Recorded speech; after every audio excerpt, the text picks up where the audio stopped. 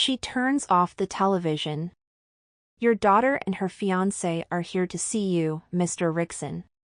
God, no. And why does she have to talk to me like this, that nurse Kelly? She even says the words Mr. Rickson as if I am a small child, not a full-grown man lying inert and useless on this bed. And now I must go through it all again. My nightmare. The loss of my son. Hello, Daddy, how are we feeling today? There she is. Big green eyes surrounded by darkened lashes, bouncy long blonde curls, painted lips, the short dress showing off the buxom body. There's the creature that used to be my son.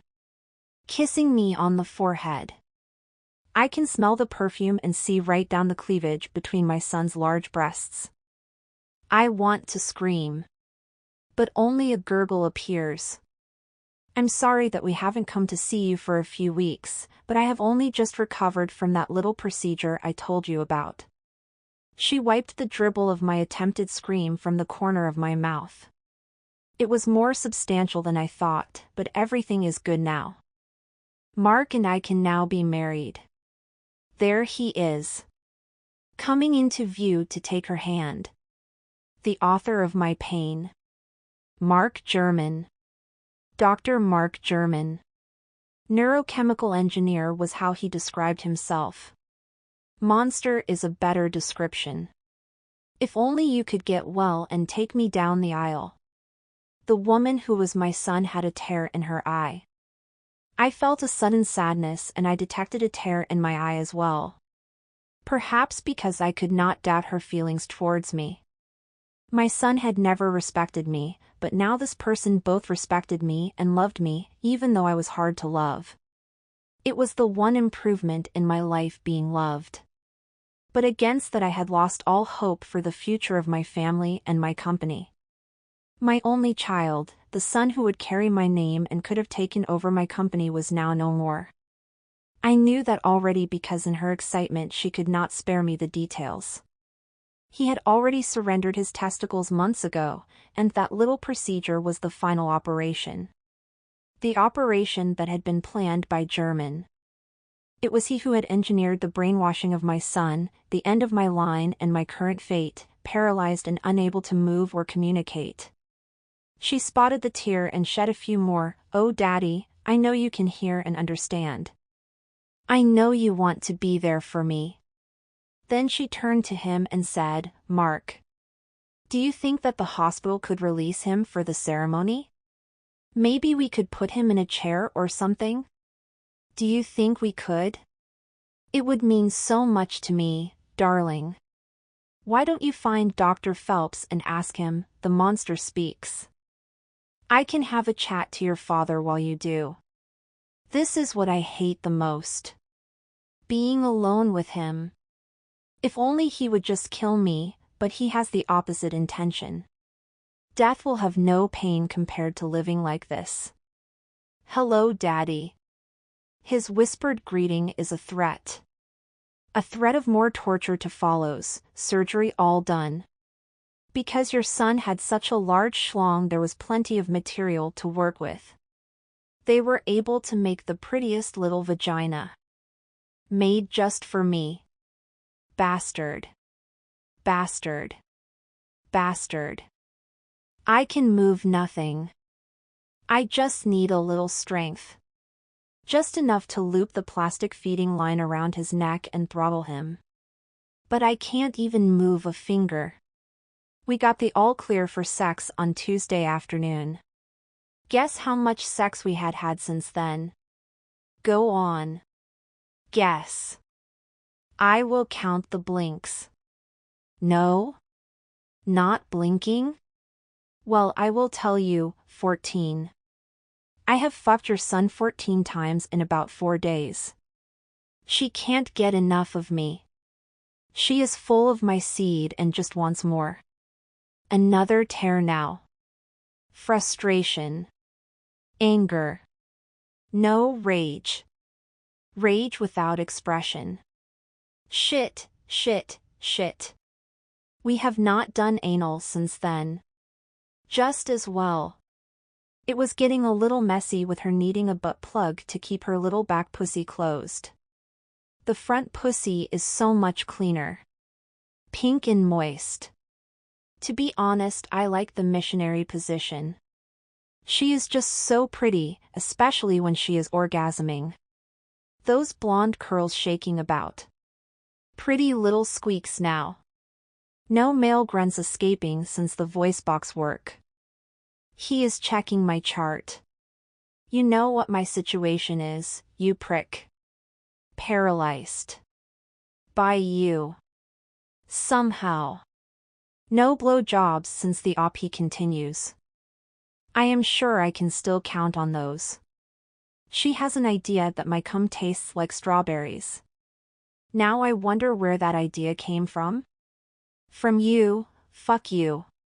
You and your damned drug XRS 455. Experimental receptiveness to suggestion version 455. The drug that I tried to steal from you, just like I stole the other ones. If this is your justice, then it is way out of proportion. My wrong of you could never deserve the wrong that you have done me. No, I like fucking my wife to be. She is so pretty, I just love looking at her face when I bring her to climax. Oh yes, daddy.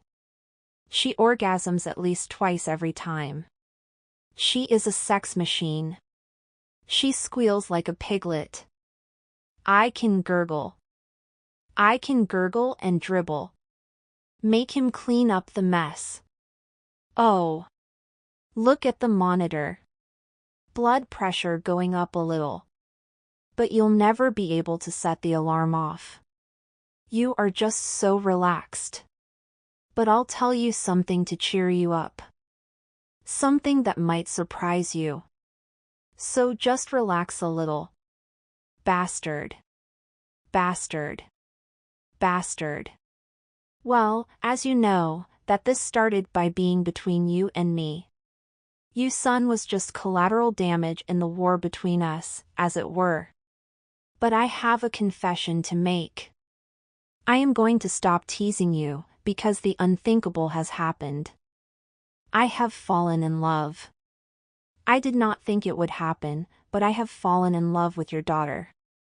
I do not want to hear this.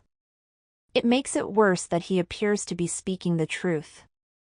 Dad, he says, but this time it does not sound facetious. I need to explain. He sits where he can look at my eyes, the only means of communication that I have. I can move them right and left, or roll them up to disapprove. But I need to be careful not to blink too much. If I do that, my eyes freeze open until somebody closes them. I worked out he has done this to prevent communication. The man is devilishly clever. He begins, I had always timed the end of her dosage for after the surgery. I thought that after a week or so there would be a realization and an emotional showdown.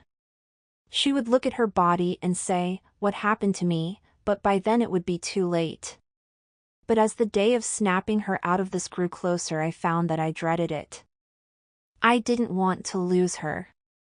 He is looking at me intently. He is speaking the truth. He is not deliberately tormenting me. It is only the fact that he is alive, and I am like this, that is my torment at this moment. So, when the drugs wore off and she was back from the hospital, she was still the same. I was caring for her and she was loving me. She told me that she was truly happy for the first time in her life. I removed the suggestion. I really did. I used the release words and she just looked at me oddly. But she did not care about what she had become. In fact, the opposite. She told me that she loved me. Honestly, that thought is not my doing. Not anymore. She really loves me. Dad, I want to call you that, and I want to tell you that she is happy. Release me. If you can release her, then you can release me. Remove whatever is chaining me to this bed. You can have it all. Just set me free. But you cannot hear me make this offer.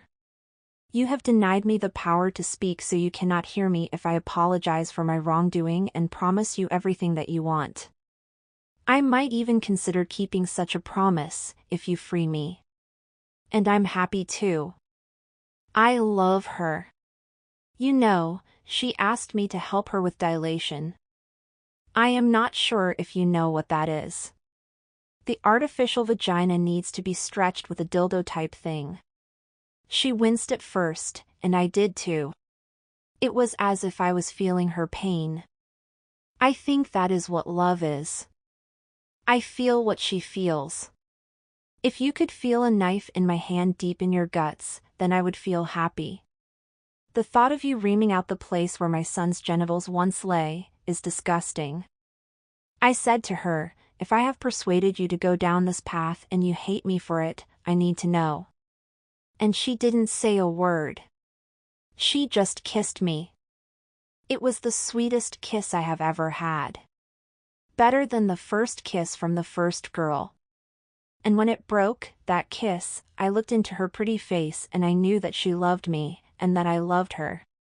This may all sound stupidly romantic, but it is real.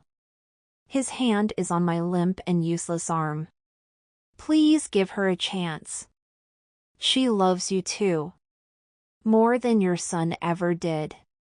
She will be a better daughter to you than he ever could be a son. And I will be your son-in-law.